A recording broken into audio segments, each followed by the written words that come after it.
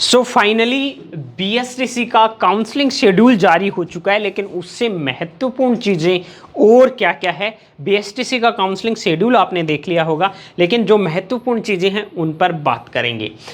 Counselling कैसे करवाते हैं इस पर बात करेंगे। शेड्यूल जारी होने के बाद कट ऑफ कितनी है, मतलब शेड्यूल जारी हो गया, अब कट ऑफ कितनी जा सकती है, कौन से डॉक्यूमेंट तैयार करें, बीएसटीसी प्राइवेट या सरकारी कॉलेज में टोटल कितना खर्चा होता है, ये सब चीज़ें तो आपको पता ही है कि फीस ऐसे ऐसे लगती है, डोनेशन की भी बात आती है प्राइवेट कॉलेज में। तो बात करेंगे सारे के सारे मुद्दों पर। बीएसटीसी काउंसलिंग का शेड्यूल जारी हो गया। सबसे पहले चलते हैं ऑफिशियल वेबसाइट पर और वहां पर देखते हैं क्या क्या अभी नोटिफिकेशन आए हुए हैं।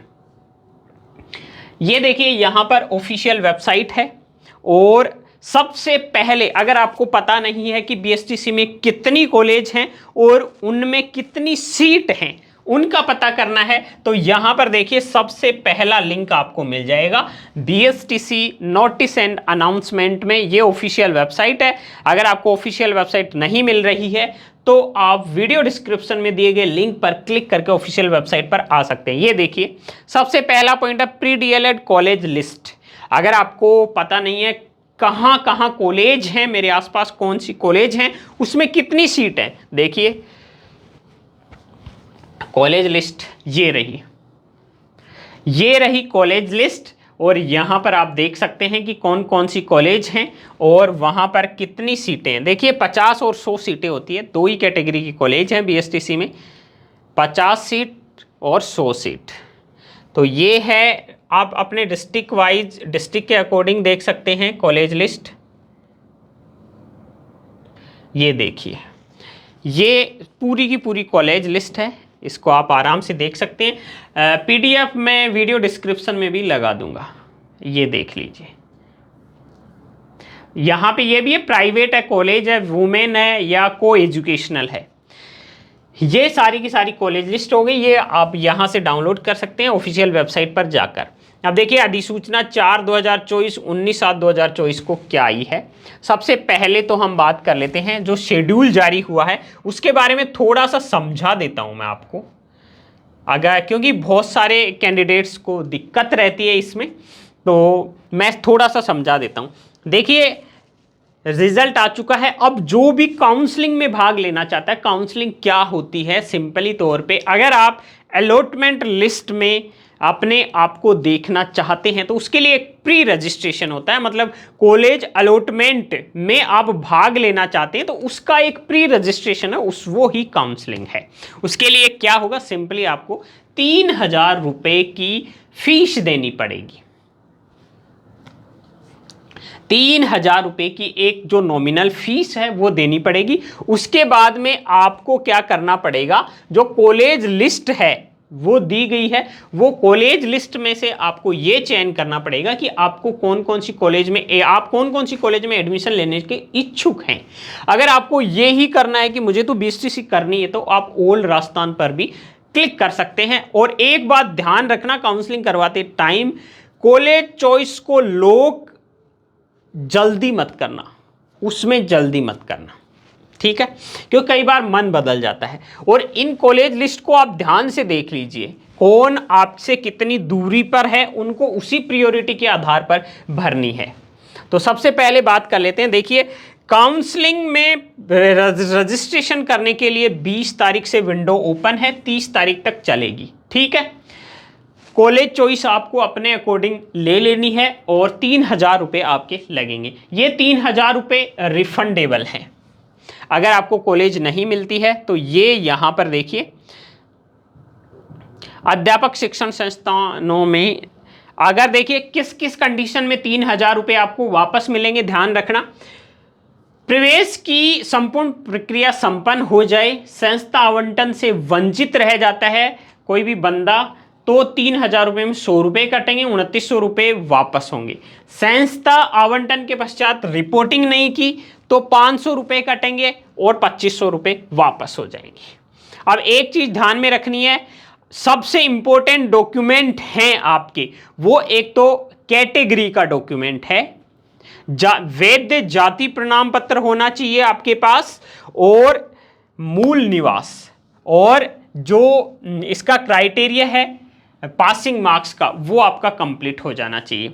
एक चीज और ध्यान में रखना, देखिए यहां पर इन्होंने साफ कहा है कि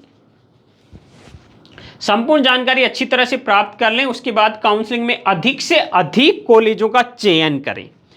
ओल्ड राजस्थान का चयन अति सावधानी से करें। ओल्ड राजस्थान का अगर आप चयन करते हैं तो सबसे पहले अपनी चॉइस को अच्छे से देख लें, ठीक है।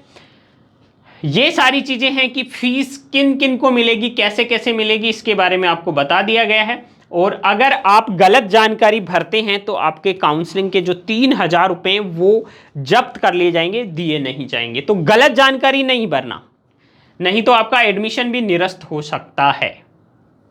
और ये है सारी की सारी अपडेट जिस पर अभी हम बात कर रहे थे।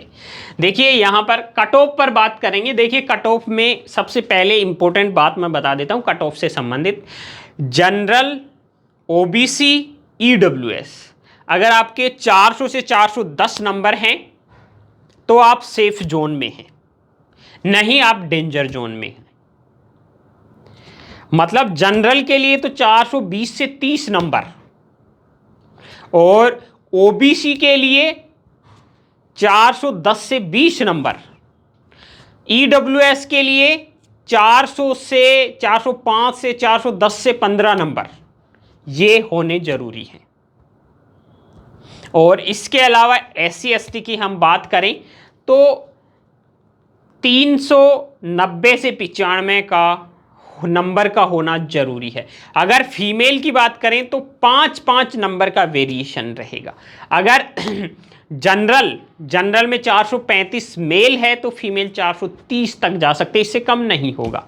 सेफ जोन की बात कर रहा हूं, तो आप अपने नंबर को देख लीजिए। बाकी काउंसलिंग कोई भी करवा सकता है, जो पास है, क्राइटेरिया एलिजिबल कर रहा है, वो आराम से काउंसलिंग करवा सकता है। उसका लक है, कॉलेज मिले भी नहीं भी मिले। एक इंपॉर्टेंट इंफॉर्मेशन जो पहले भी मैंने बताई उस पर भी बात करूंगा कि कॉलेज आवंटन आखिर होता कैसे है, और कई बार लकीली बहुत कम मेरिट कई कॉलेजों की चली जाती है, वो कैसे जाती है, इस पर बात करेंगे।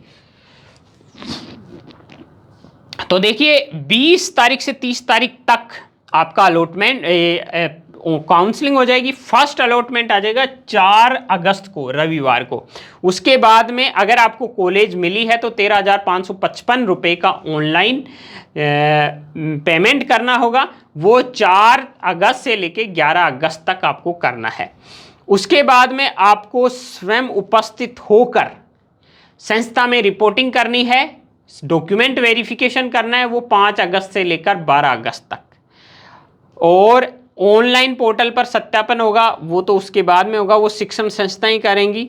बाकी काम आपका नहीं रहेगा। अगर आप अपवर्ड मूवमेंट करवाना चाहते हैं, आपके हिसाब से कॉलेज नहीं मिली है, तो आप अपवर्ड मूवमेंट करवा के शिफ्टिंग करवा सकते हैं, अपनी कॉलेज चेंज करवा सकते हैं। उसके लिए आपको कॉलेज में रिपोर्टिंग करनी होगी, फीस भरनी होगी, उसके बाद में आप अपवर्ड मूवमेंट कर सकते हैं।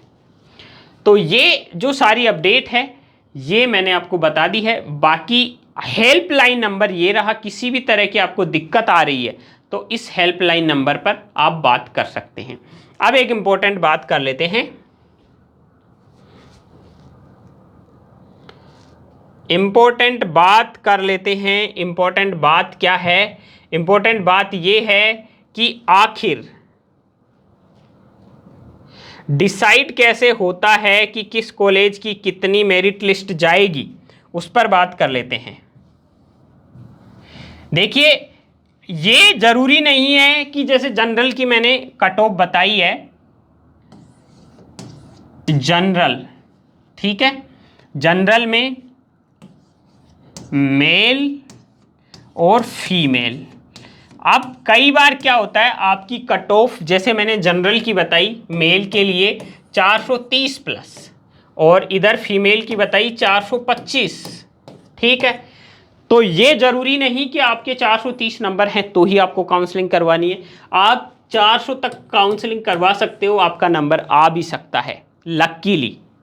कैसे आ सकता है? जैसे क्या होता है, इनमें क्या होता है जैसे आपने जिस कॉलेज के लिए काउंसलिंग करवाई और वहां पर क्या हुआ, वहां पर यह हुआ जैसे 50 सीट वाली कॉलेज में आपने काउंसलिंग करवाई और वहां पर 48 स्टूडेंट आ गए, 48 स्टूडेंट आ गए 420 से 430 नंबर वाले, जनरल की बात कर रही हैं।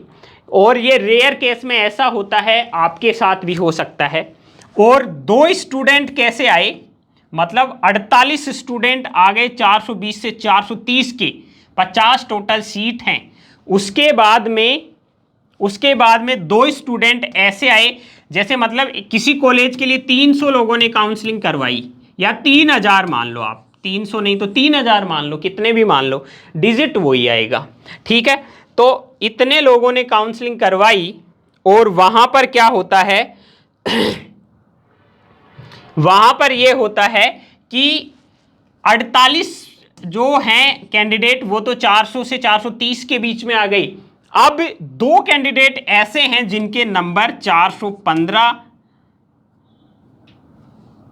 जिनके नंबर 415 और 416 ही है, मान लो 415 हैं एक के 416 हैं। अब बताइए, पहले कट ऑफ रह रही थी 420 से 430 के बीच में, सीधा 4 नंबर, ये आप 425 मान सकते हो इसको, कि ये ऐसे थी कि 425, ये 425, तो जैसे, और फिर सीधी 415, 2 स्टूडेंट ऐसे थे, लकीली ऐसे हो जाए तो आपका 415 पे भी नंबर आ सकता है, लोगों का 420 से 430 पर भी आ रहा है। ये कॉलेज पे डिपेंड करेगा, ऐसे नहीं है कि सभी कॉलेज में ऐसा ही होगा, बट कई कॉलेज जो चॉइस से बाहर रहते हैं, जिनको ज़्यादा चॉइस हो सकता है, किसी कॉलेज में जो चूज किए हैं बंदों ने जो कॉलेज चूज किया उनका नंबर ही 420 है, 415 है, 420 है, ऐसा ही है, तो कट ऑफ और नीचे आ सकते। कई जगह ऐसा होता है, आराम से होगा, जैसे मैंने समझा दिया है आपको कि उन 2 बंदों के नंबर 415 और 416 हैं और 48 बंदों के 425 से 430 हैं, उन्होंने काउंसलिंग करवाई, और 2 बंदे ऐसे हैं जिनके 415 और 416 हैं, तो फिर क्या होगा, ये वाली कंडीशन में आपका नंबर आ जाएगा।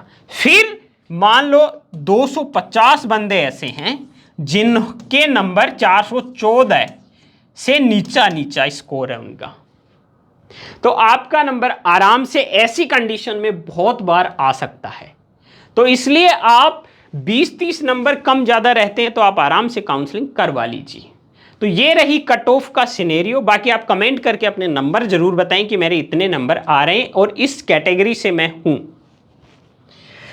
तो इसके बाद में जो सारी डिटेल पे हमने बात कर ली है,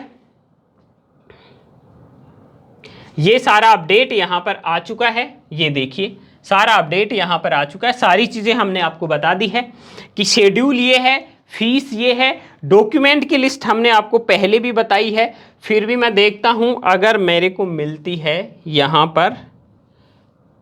बाकी आप अगर डॉक्यूमेंट लिस्ट चाहते हैं तो हमारे टेलीग्राम चैनल को ज्वाइन कर लीजिए, वीडियो डिस्क्रिप्शन में लिंक दे दूंगा, और बाकी चैनल डिस्क्रिप्शन पे भी लिंक है। बाकी लेटेस्ट अपडेट के लिए आप हमारे चैनल को सब्सक्राइब कर लीजिए। बाकी लेटेस्ट जानकारी के लिए आप हमारी वेबसाइट RK अलर्ट पर भी विजिट कर सकते हैं। गूगल में अभी टाइप कीजिए RK अलर्ट, और जैसे ही आप RK अलर्ट टाइप करेंगे तो सबसे पहले ऊपर हमारी वेबसाइट आ जाएगी, यहाँ से BSTC से रिलेटेड सारी जानकारी देख सकते हैं। तो ये थी हमारी सारी की सारी अपडेट, और मिलते हैं एक और अगले वीडियो में। तब तक के लिए आप बने रहिए हमारे साथ, चैनल को सब्सक्राइब कर लीजिए, कमेंट करके बताइए आपका कितना स्कोर बन रहा है, आपको बताएंगे आपको काउंसलिंग करवानी चाहिए या नहीं करवानी चाहिए।